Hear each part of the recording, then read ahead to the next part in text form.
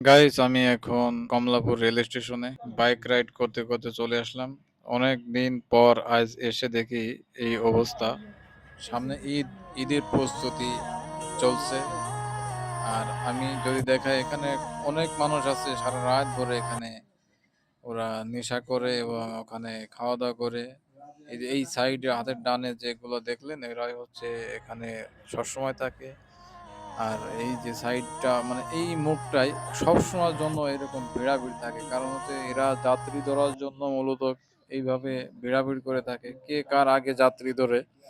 আর যদি আমি সামনে যেয়ে দেখাই যে এই সামনের জায়গাটা হচ্ছে বাইক রাইড যারা করে তারা এখানে এই মানে লাইন ধরে দাঁড়িয়ে আছে, রিক্সাওয়ালারা দাঁড়িয়ে আছে। এই রিক্সাওয়ালা এবং এই রাইড যারা করে অনেকক্ষণ ধরে প্যাসেঞ্জারের জন্য দাঁড়িয়ে থাকে।